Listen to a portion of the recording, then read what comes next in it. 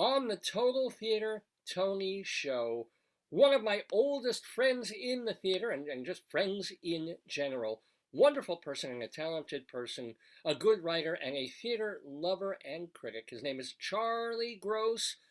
He's been doing a show called Two on the Aisle for a couple of decades now. It's a theater review and theater interview program as well. He does it with our mutual friend Leslie Hoban Blake. You all know who that is. Plus, Charlie is a playwright. He's got a show called How I Found an Affordable Apartment in Manhattan. Was it without how I Found an Affordable Apartment on the Upper West Side of Manhattan without really trying. Which they're trying to bring back to New York, possibly even the Upper West Side this coming season. So we're very excited to have Charlie back in the neighborhood for a Tony show. Charlie, you're doing well? Everything good? You're happy to be back in the theater? Thank God. Oh, I love being back in the theater. I never realized how much I missed it. And there has been some pretty good theater this season, I'm happy to say. Highlights for me on Broadway. Well, let's see. Oh, the Lehman Brothers trilogy, the Lehman trilogy. 3 hours long, and they had me on the edge of my seat for 2.5 of them. Right. There was the revival of How I Learned to Drive. You know, I saw that show when it first opened 20 years ago, and now it's back with its original leading actors and still packs the wallop. Off Broadway, Kimberly Akibo, which had it been on Broadway, it would be. I'm sorry. That's coming to Broadway next season. And deservedly so. If it were on Broadway this season, I think it would be my choice for the Tony Award. And Christina Wong's Sweatshop Overlord, which I enjoyed immensely. Oh, that was a Pulitzer finalist, as a matter of fact. Well, one woman show about how this actress, playwright, rose to the challenge of COVID and basically had all her friends, her colleagues, and a whole bunch of strangers making protective masks. And just... I mean, it's a biographical show written by Christina Wong. It's off Broadway. I don't know if anything's going to happen with it, but probably that will turn up again in New York. But here's what's turning up. I hope so.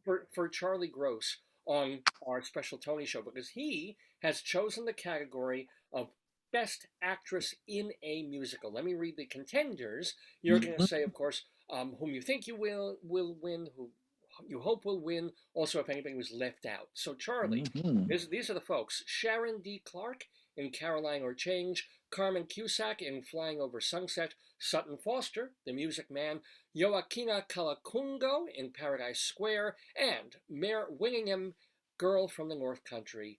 Your thoughts, Charlie?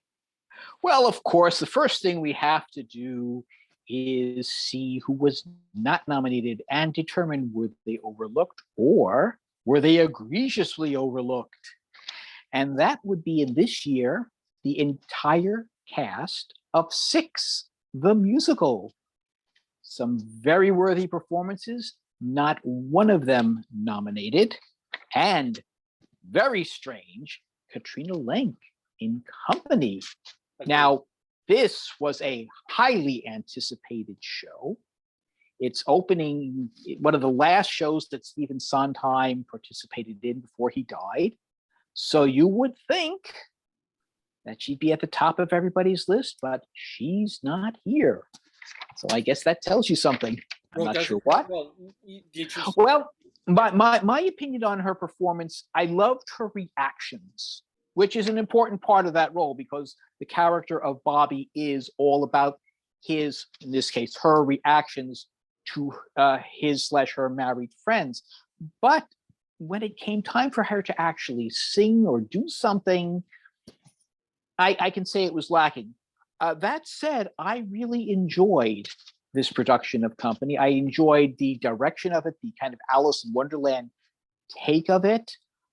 However, all in all, I think it does work better when Bobby is a boy. Okay, fair enough. Now, but I would still recommend this. The character or the actresses that are nominated for a Tony. Okay. Where do you go with those? Well, you've got some good performances here. Mayor Winningham, Girl from the North Country.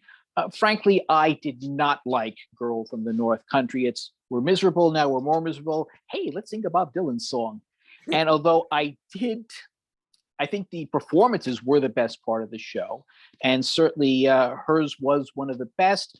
But there is much stronger competition here, so I don't think she will get the nod. Similar Carmen Cusack Flying Over Sunset.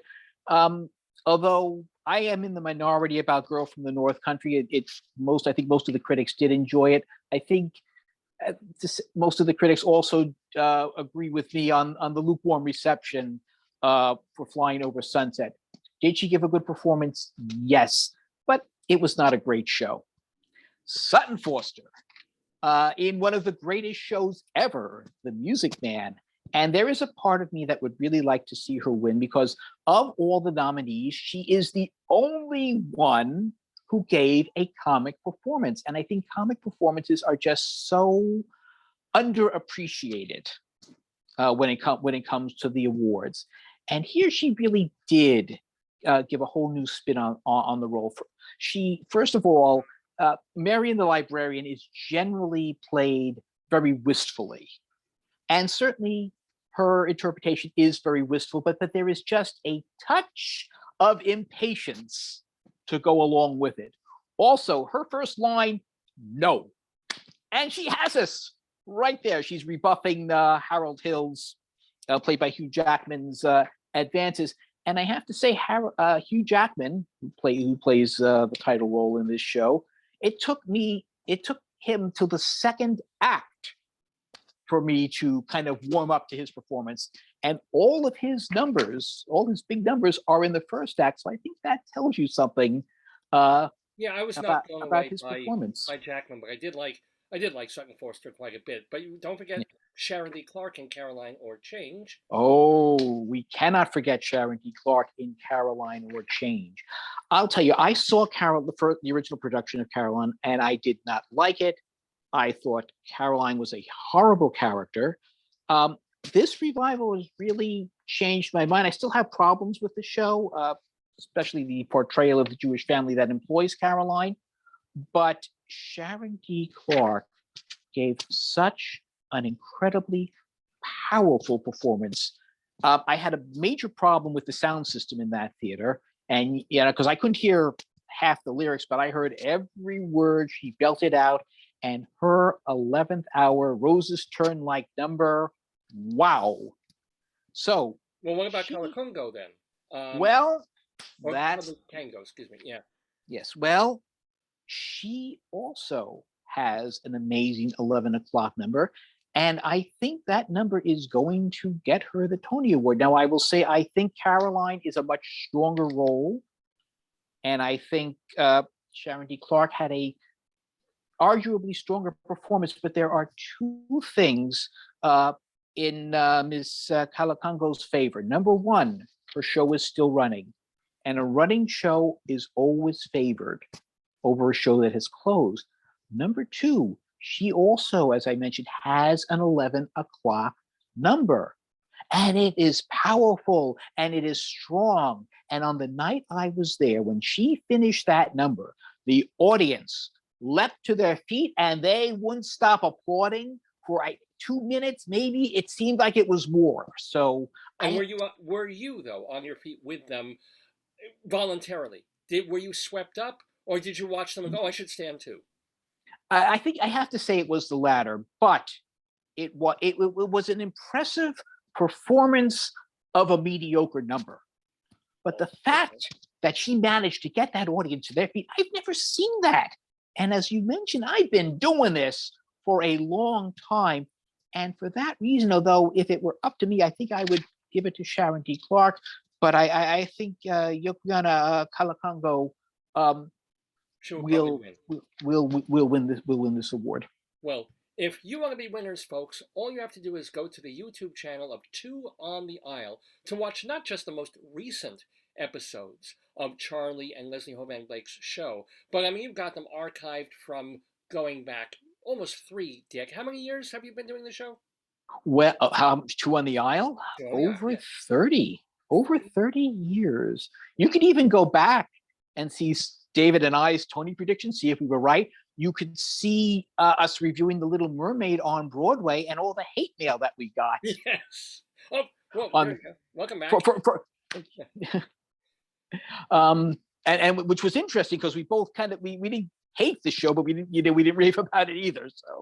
So, but it's all there. It's go to the channel on YouTube, Two on the Aisle, to watch Charlie Gross and Leslie Van Blake do their thing, and also maybe off Broadway this coming season, Charlie doing his one-man show. We hope to see it, and Charlie, hope to see you next year talking Tonys with us in the neighborhood. Thanks once Witness again. it.